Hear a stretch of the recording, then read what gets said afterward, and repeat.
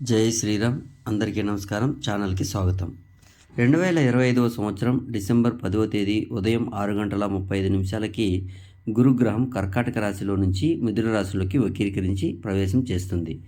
అంటే గురు సంచారంలో మార్పు జరగబోతుంది. ఇలా మారి మిథున రాశిలోనికి ప్రవేశించినటువంటి గురువు 2026వ సంవత్సరం జూన్ 1వ తేదీ వరకు మిథున రాశిలో ఉంటాడు.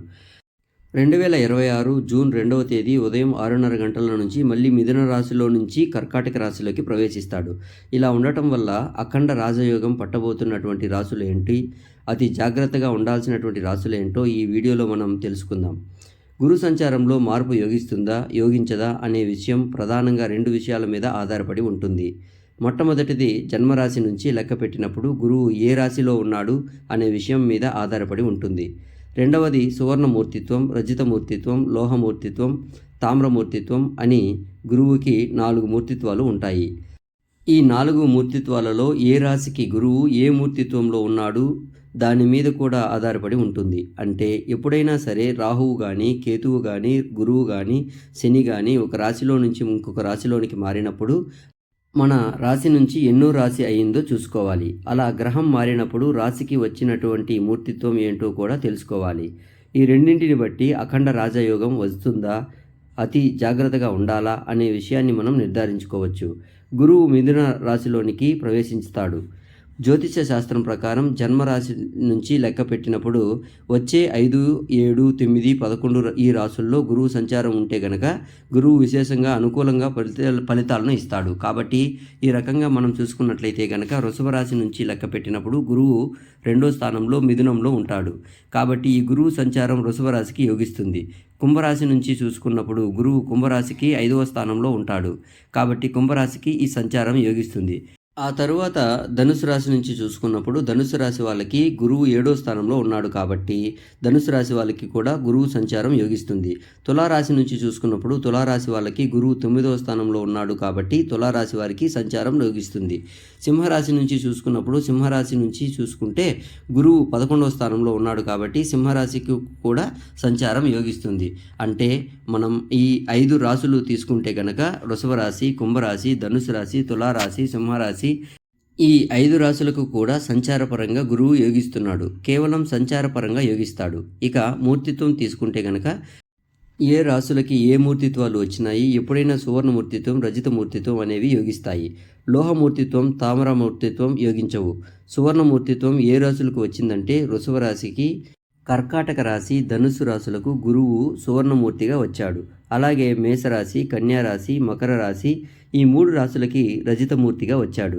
అదేవిధంగా సింహరాశి, వృశ్చిక రాశి, మీనరాశి ఈ 3 రాశులకి తామ్రమూర్తిగా వచ్చాడు. అలాగే మిథున రాశి, తులారాశి, కుంభరాశి ఈ 3 రాశులలోకి లోహమూర్తిగా వచ్చాడు. అంటే ఈ 3 రాశుల చొప్పున మొత్తం 12 రాశులు కూడా సువర్ణమూర్తి, రజితమూర్తి, లోహమూర్తి, తామ్రమూర్తిగా గురువు వచ్చాడు.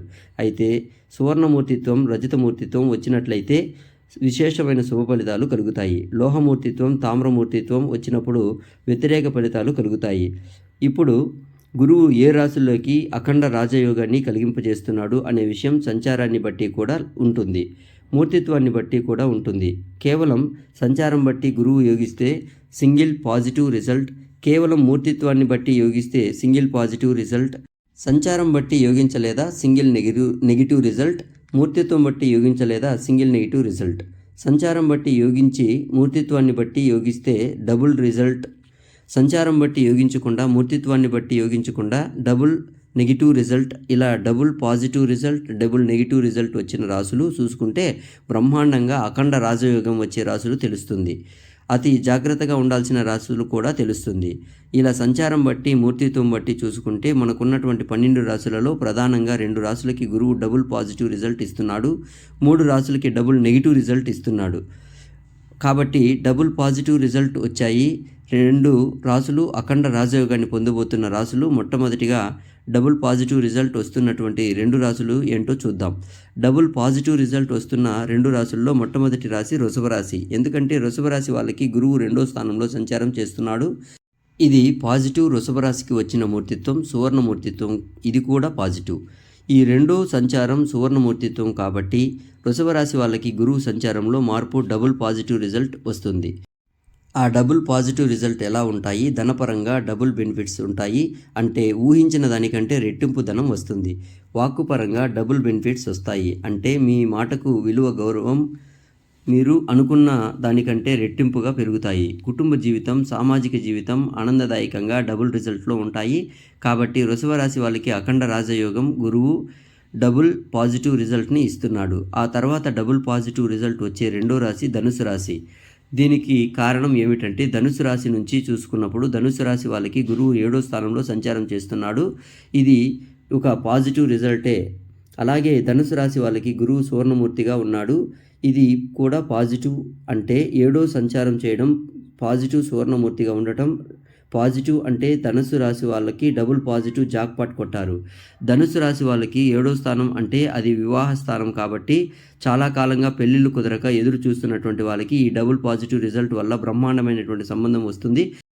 జాక్పాట్ కొట్టే సంబంధం వచ్చి పెళ్ళి అవుతుంది. అలాగే లవ్ ఎవరైనా చేసినట్లయితే లవ్ మ్యారేజ్ 100% సక్సెస్ అవుతుంది. అలాగే ధనుసు రాశి వాళ్ళకి భార్యాభర్తల మధ్య గొడవలు ఉంటాయి. గురువు డబుల్ పాజిటివ్ రిజల్ట్ ఇస్తున్నాడు కాబట్టి 7వ సంచారం సువర్ణమూర్తిత్వం వస్తుంది. కాబట్టి విడాకుల వరకు వెళ్ళిపోయినటువంటి ధనుసు రాశి వాళ్ళు కూడా తిరిగి కలుస్తారు.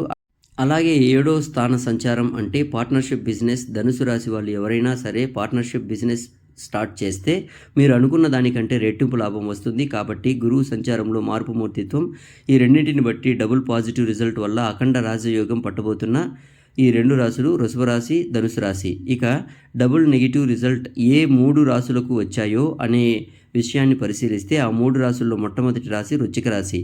ఎందుకంటే వృశ్చిక రాశి వాళ్ళకి గురువు 8వ స్థానంలో సంచారం చేస్తున్నాడు. అష్టమ సంచారం యోగించదు. అలాగే వృశ్చిక రాశికి తామ్రమూర్తిత్వం వచ్చింది. తామ్రమూర్తిత్వం యోగించదు. కాబట్టి వృశ్చిక రాశి వాళ్ళకి డబుల్ నెగిటివ్ రిజల్ట్ ఉంటాయి.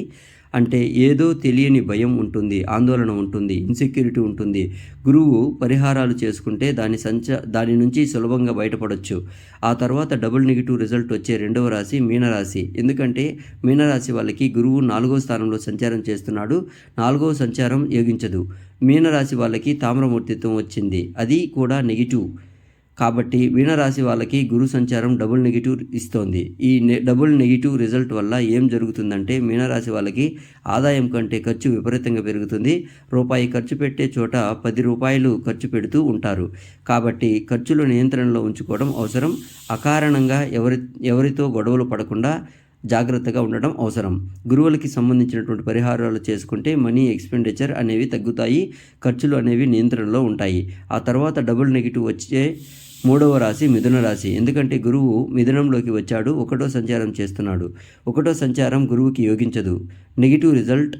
మిథున రాశి వాళ్ళకి లోహమూర్తిత్వంలో గురువు వచ్చాడు, అది నెగిటివ్ రిజల్ట్.